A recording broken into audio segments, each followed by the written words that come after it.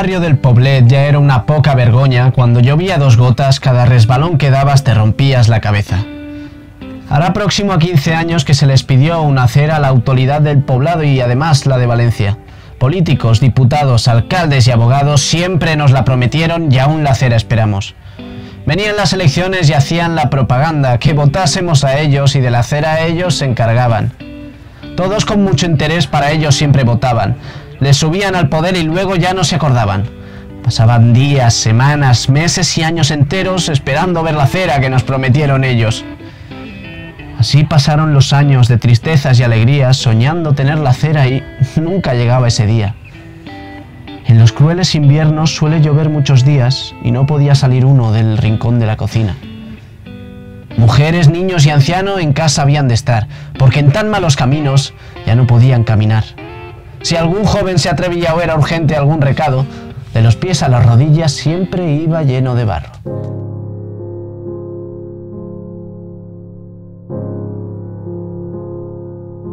Naix d'una quadrilla d'amics que teníem un fum d'inquietuds en una època determinada, el 73. Estàvem tots allí revolucionats per allò de fer la revolució contra el franquisme i mos apoya a fer una activitat teatral, un retorn. Mos junta a la quadrilla d'amics i fem teatret i mos agrada. Mos anava bé, el primer que fèrem, mos agradà, li agradà al públic i continuarem fent. I era una via d'escape per poder dir el que no podies dir per ahir i per poder dir-ho en valencià sobretot. Nosaltres érem molt combatius amb la nostra llengua, ho som encara. I una manera de transmitir experiències, principis, convivència, tot això d'una manera artística és del teatre. Quan acabé la mili, havia un home que mos apreciava molt i diu, jo crec que tu pots fer falles, per què no mos fas la falleta infantil? I fiu la falleta infantil. I entonces me donaron el primer premi d'Ingenitat i Gràcia, Informació i Turisme. Tot, ¿sabes? En la primera. En la primera. Entonces tenía yo, cuando acabé la mili, ¿qué faríem así, o menos? Una vintena. 20 o 30 falles, 20 o 25 falles. Les vaig fer jo, fetes i jo. Recordo un viatge que estàvem mirant com feia una falla i tenia que fer-li una corbata. I la dona allí estava en el paperet perquè diu, ei, pim, pam, pim, pum, pum, allí se n'apujava l'escala i li fem una corbata en un minut. En un minut li fem una corbata. Lo més curiós que tinc, jo tinc la Barbie feta més gran del món. La Barbie? La Barbie, sí. Si tu busques Barbie més gran del món, veuràs, i serà la meva... La tenim per igual.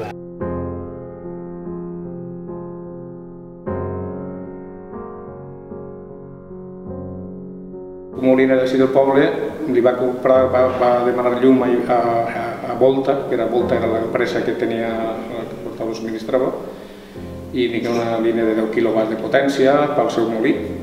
I al mateix temps el que feu sigui demanar a Volta si podia distribuir llum als veïns del poble.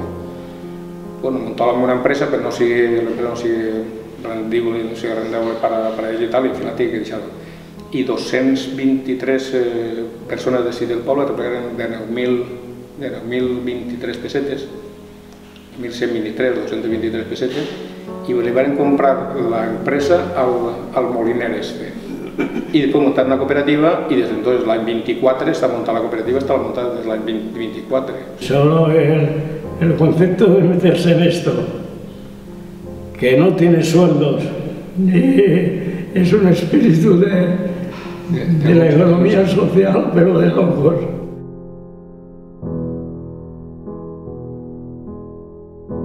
La idea que nosaltres pensàvem en aquest moment està donant el fruit que pensàvem en aquest moment. Fem exposicions de tot tipus i tal, tots els artistes locals i a la gent de fora que també ve.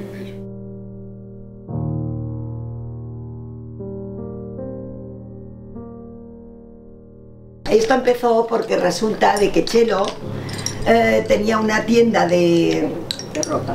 Sí, tenía tejidos y tenía hilos y tenía de todo. Y le hacía ilusión empezar algunas labores. Y entonces se lo dijo a Pepita, que ella sí que ya estaba haciendo la labor de bolillos y tal, y dijo, pues bueno, vamos a empezar. Y enseguida, pues algunas con más inquietudes o con más interés por aprender la labor de los bolillos, se apuntaron. Y de unas a otras nos lo íbamos pasando. Yo estuve una temporada que no estaba en el momento oportuno para empezar, pero empecé también porque mi amiga Maruja se interesó mucho para que yo saliera, para que yo hiciera, vamos. Y yo, cuando vino Pepita, le dije, Pepita, que empezamos las dos a la vez, esto es muy fácil, vuelta, vuelta y cruce. Porque los bolillos les damos eso, vuelta, vuelta y cruce.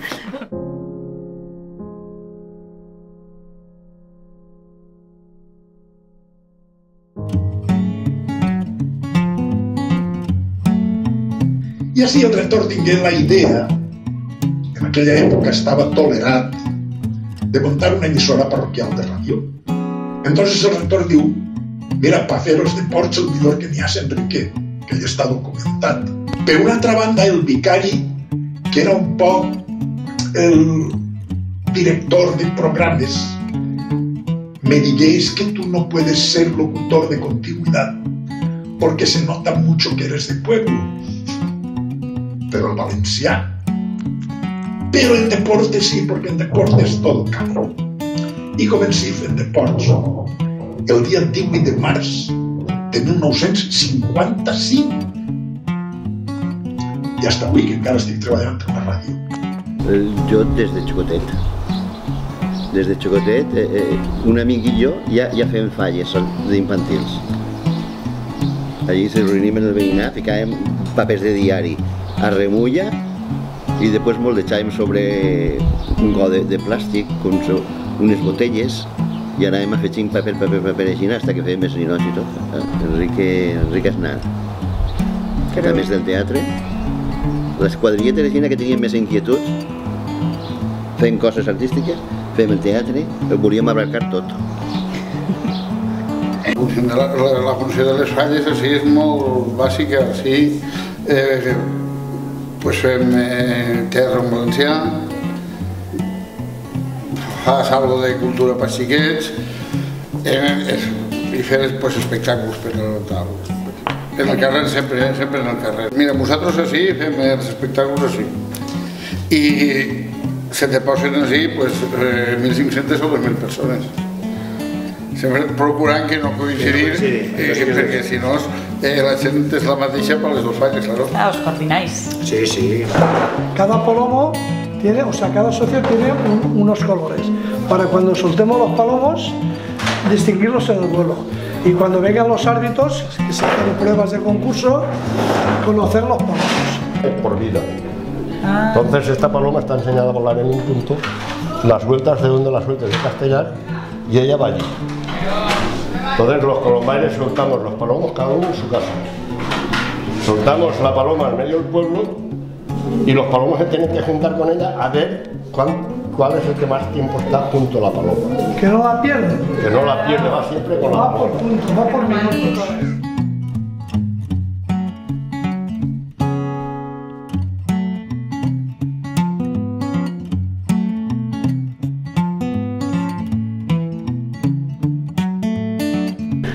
Otra no llega muy bien pasada, ¿ves? Aquí tenemos... ¿Ves? Es que tienen que estar muy cuidados y muy mimados, ¿ves? Este es el macho que va pintado. Es que nos adaptamos a esto. Las hembras. Son los machos de las parejas, de las palomas. Es este por el Parque del Oliverado, el parque. El corso, allá enfrente, Nasi, cada zona. Cada zona tiene su nombre. El macho donde está enseñado y un par de palomas. El macho y un par de palomas.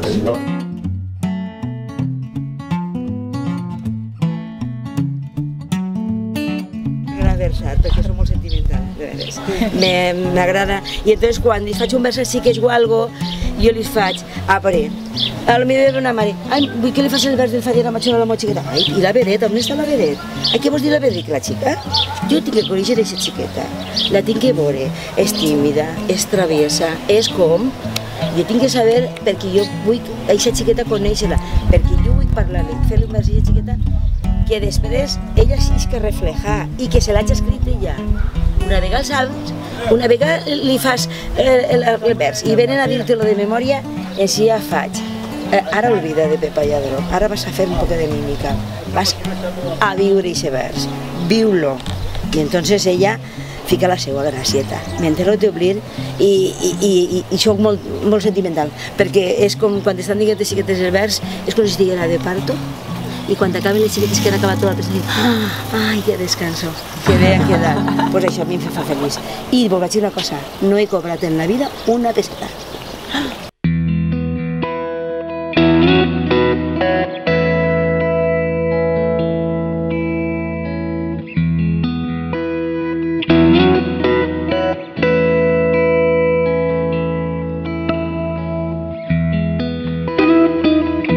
Jo tinc records de quan jo era nano que són espectaculars perquè vivíem en el carrer, vivíem totalment a huerts, i si és a mitjà vesprada ja no tornaves quasi fins que es feia de nit, sobretot en estiu. Jo soc nascuda en la Torreta, en el que ara és el nou cau del riu, i sí que és cert que jo tingui la necessitat en un moment donat d'eixir de Castellarol liberal. Per una banda vingui per una malaltia de la meva mare, però per l'altra estic molt agraïda que en la vida me conduïra, perquè els meus fills s'han pogut criar en els llajos i s'han pogut criar a l'horta i estan molt orgullosos de dir soc del poble. Malgrat això no està concebit administrativament com un poble, nosaltres ens sentim com a poble. Arribava l'època de Pasqua, tots al tremolar a botar la comba i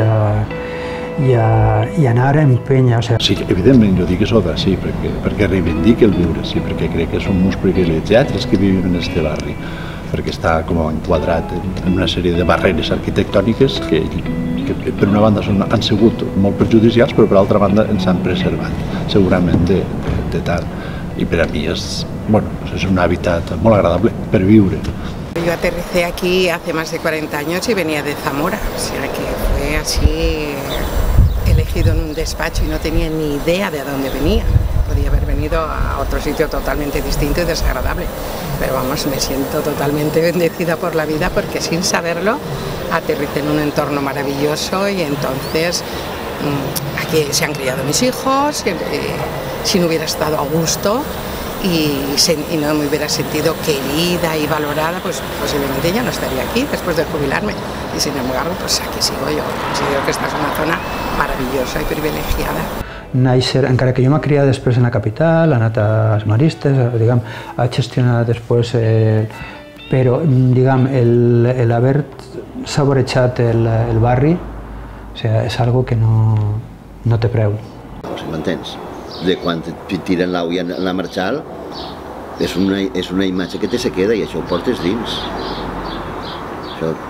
El campanar de Castellar també hi ha un tros que és el poble, d'una altra pintora que me la canvia l'obra. Són coses que són les teues i això te tira. Estem així per això. Si volguérem tenir un teatre obert al públic, no el tindríem així. Això és una dificultat. Les comunicacions en este barri són molt dolentes. Però volem que el teatre estigui així. Per dalt del teatre està el veïnat, no sé si m'entens. Nosaltres això ho tenim per poder transmetre les nostres inquietuds als nostres veïns, per fer d'això un poble millor. Tot això és el que ha fet possible que se mantinguen 40 anys junts els mateixos que van començar, que no és fàcil. Pots veure que no és un poble millor llamatiu, bonic, espectacular, però sí n'hi ha tants rincons bonics. N'hi ha moltíssima gent jove que durant uns quants anys, durant molts anys estava com, no vull dir ni adormida, però sí que en un segon pla o un tercer pla, perquè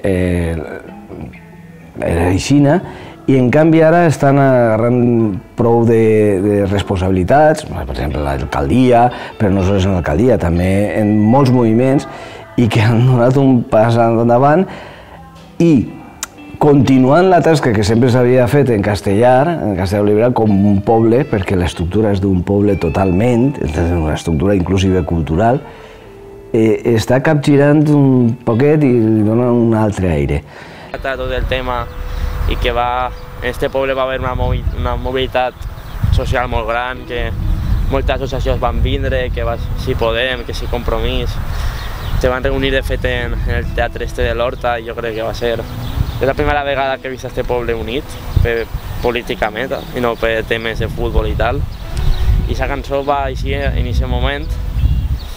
De fet, farem un concert que quan estava així el govern del PP la cultura no existia, no existia res d'aquest poble i no van tindre suport institucional, aleshores ho van fer il·legal en un camp d'un amic, va vindre Rebutgent, la veritat, i cantarem aquesta cançó i no sé, jo crec que va ser un moment màgic per el tema del PGU i perquè estàvem en el camp de l'Horta i tal, i era una cosa que se queria encarregar, i jo crec que això va ser una cançó política molt relacionada amb el poble. Els temes festius, per exemple,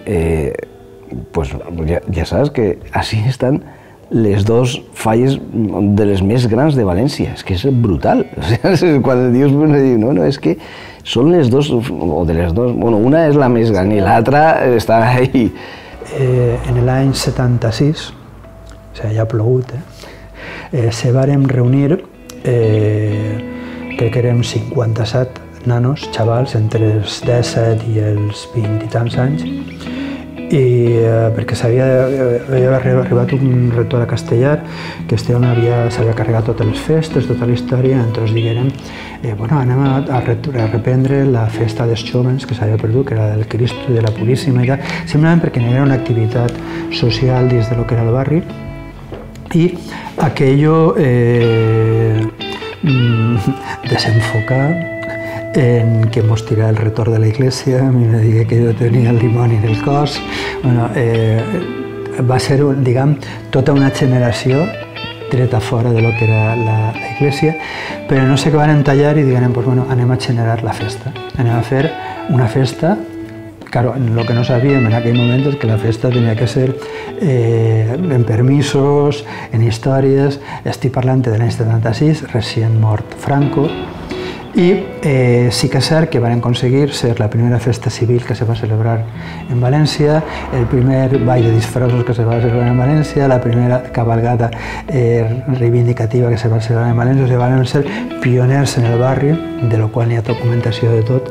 Va ser una cabalgata molt reivindicativa en la qual el grup de teatre l'Horta va col·laborar també.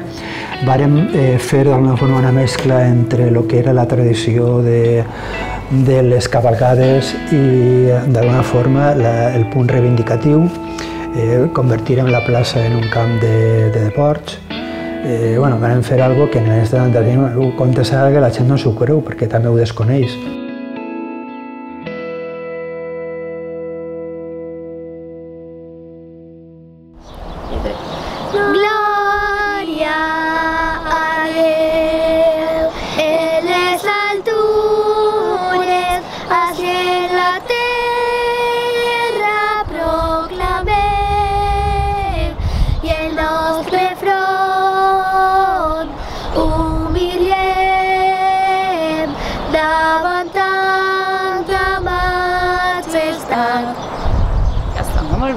La Carxofa és una manifestació cultural que sí a Castellar ha estat sempre molt arrelada. D'una manera espontània, un grup de veïns, d'amics de Castellar varen decidir que valia la pena recuperar, perquè a banda dels aspectes religiosos i de devoció que se pugui tindre al Crist, la part artística i la part que és tan bonica de veure aquesta representació també és molt important per a la gent. I entonces, aprofitant quan entra la processó, és quan li se canta al Crist.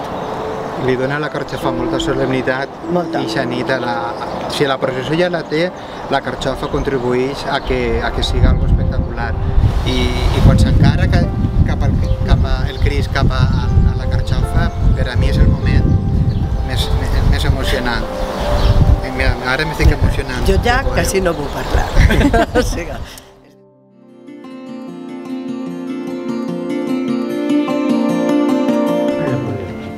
Joan, per favor, ja que t'ho has preparat, contesta-ho tu. I aquí m'ho ha preparat.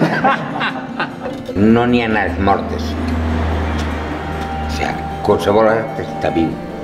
Depèn de l'època i la circumstància i el moment. Jo crec que qualsevol art és un art viu, encara que tinga 200 anys, saps? Perquè cada obra d'art, quan tu estàs llegint un quadre o llegint una pel·lícula de Hitchcock, per exemple, és un art que està en constant moviment i que cada volta és un tipus d'anàlisi. Aleshores jo crec que art viu me pareix com un pleonasmo, ¿no? Que no cal dir la segona paraula. Cualquier actividad donde la gente le pone ilusión, ganas, vida. Entonces, por supuesto, cualquier cosa es arte y tendrá vida mientras la gente tenga ilusión y ganas. És la que està sempre en moviment, no, sinó renovant-se, està, com si diguem, vivint, una paraula ho diu. No sé, suposa que aquells assaigs que es fan i que en aquest moment estan fent-se, siga el que siga pintura, escultura, literatura, música, en el moment en què es fa és viva, en el moment en què algú l'està fent o treballant o mostrant ja és un art viu. Mantindre les tradicions i les manifestacions culturals que continuen any rere any interpretant-se, exposant-se, el que siga. És que total, jo per mi l'art sempre està viu. O sea, tu veus algo del Renaixement o de la prehistòria i si se considera art, està viu. Tot allò que puga fer qualsevol persona que siga cultural, siga el que siga escriure, siga prendre una fotografia, escriure algo que li evoca aguaitar a sa casa i veure un camp. Qualsevol manifestació artística que estiga vigent. l'art viu pues, és també la representació del teatre que se fa. Que tot això és art viu, col·laborar en la cultura, perquè la gent vagi introduint-se i vagi veient que tenim molta història i que se pot contar molta història. Jo penso que arts vives són totes, és la veritat. Nosaltres, com estem al teatre, ens pareix que el nostre art és un art viu i que més viu que ningú, es maneja la gent. La gent es maneja i tal. Però quan vas a una exposició i veus un quadre que acaben de posar i tal i te transmetix coses, doncs també és un art viva.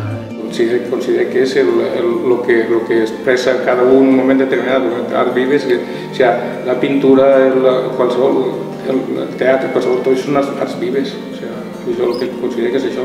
De les coses més vius i més naturals que n'hi ha en l'expressió artística del ser humà és la música. A veure, les falles pot ser que siga, no s'estanquen. No s'estanquen i cada any canvies.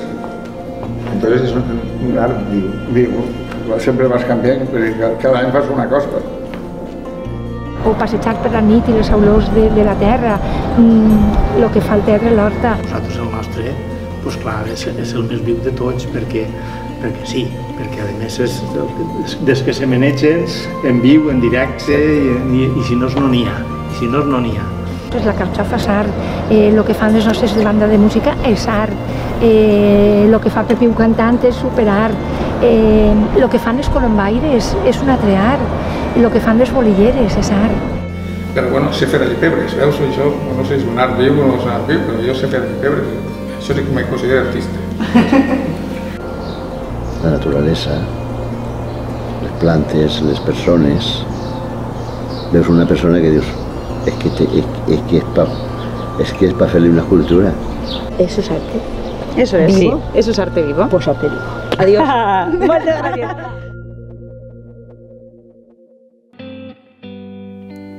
Se acordó entre todos se cobrase los domingos. Así es como han pagado estos humildes vecinos. Cuando ya habían pesetas para poder empezar a hacer la soñada cera del Poblet a Castellar. Otra vez se reunieron y decidieron acordar, sin excusas ni pretextos, empezar a trabajar. Los carros del vecindario conducen el material y los que no tienen carro al albañil han de ayudar. Ya se comenzó la cera y se trabaja con afán pensando ir cuando llueva tranquilos a Castellar. Aunque algunos se rieron, la cera se concluyó, costándole a estos vecinos su dinero y su sudor. N'hi ha dos entitats que són les més antigues, probablement, de les que queden vives, que són les Falles, tant la de l'Oliveral com la de Castellar. I hi ha hagut col·laboracions importants i continuen havent-les. Sí, n'hi havia un escultor que jo anava totes les praes quan eixia d'escola a veure com treballava, i ell ens donava, tenia una xerra com aquella gran, tenia arcilla, molla, la tapava en un drap banyat i tot, i quan va plegar un xiquet, una persona que sempre procurava que t'expressares, i ens donava un grapat de fang i Tim, fes alguna cosa. I jo anava molts dies a veure-lo, era Federico Ciurana, té un carrer i tot, en castellà. A l'escultor Federico Ciurana, que és un imaginari de putíssima mare. Ha fet coses meravelloses que estan repartides per tot arreu, per tota Espanya. Tota la gent que participa en les bandes de música, en la cultura musical, així tenim dos bandes de música, i les dues són molt bones. Entonces, pues han guanyat certàmens, han estat en intercanvis culturals i tal, i la música sí té un paper important. El teatre també té un paper important, perquè així tenim actors, sempre n'hem tingut, són molt bons interpretant, tu d'ells, pues Alfredo, que ens representa molt bé. Destacaría también sobre todo el arte que supone la formación de personas en este instituto que tenemos detrás, que desde luego con una amplitud de miras, preparando las mentes de esta gente que son el futuro, y para mí esos son de las mayores obras de arte que se puede hacer. I Enrique Velarte tingué unes responsabilitats importants, perquè ell, si havia que fer una cosa, manava a fer-la, i si després l'Ajuntament de València no donava la resposta adequada, la donava ell de la seva butxaca. María José Ortega, hem tingut, qui més tenim? María José del Amo, Alberto, que avui estan inaugurant una exposició d'ell. El musical, els dos musicals, són els col·lectius els que el fan. Jo el veig així, o sigui, no te dic a ningú, perquè tots contribueixen, tots. Jo crec que n'hi ha una cosa que sí que ha sigut important en els darrers anys, i és que la cooperativa elèctrica ha aglutinat d'alguna manera tot el que són els artistes a nivell pictòric i segurament a nivell escultòric, estos artistes no amateurs. De fet, jo crec que la importància ha sigut tal que ràpidament, com tot l'any ple dels que van anar un darrere l'altre, i això jo crec que ha sigut xulo, sobretot per capitalitzar, abans que aparegués l'Ajuntament, per capitalitzar en un lloc aquestes coses. També han fet presentacions de llibres, de poesia, presentacions de tal. El que sigui l'artífice de que avui en dia el grup de teatre de l'Horta estigui en marxa, que tots s'oblidem, això que no sigui el que iniciar el camí, muntar en aquella època, quan estigui ell, era tot l'església de l'Oliveral concretament, algunes cooperatives i intentar que la gent jove volver a treballar. Jo tot li dic Manolo Mujil. Vamos, jo penso que dels vius actualment, Pepe Jimeno, el disseny gràfic de la palmereta de la comunitat, el logotipo de la MT, el logotipo del metro, el logotipo de les Corts Valencianes, la plaça de Bous recentment. La plaça de Bous recentment. Però Pepe Jimeno, que també és nascut en el carrer principal, està reconegut com un dels millors dissenyadors gràfics que n'hi ha ja no sols a València, sinó en Espanya. En el nostre cas, per exemple, si no haguérem tingut la resposta de tots els socis i el recolzament que va haver, no haguérem pogut, encara que tu i jo haguérem volgut dur això endavant. Vull dir, penso que darrere hi ha moltíssima gent que contribueix. Pot ser que n'hi hagi una cara visible, però realment... Sí, però que de forma anònima la gent contribueix en això, en el teatre, en tot, apoyant tot. No, pareix que siguem un poc més infots en este poble, però no, al final donem el callo, al final responem.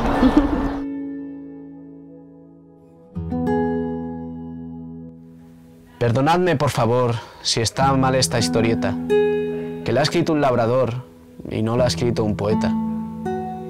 Sin nada más que deciros, que creo que ya está bien, se despide de vosotros un vecino del poblet.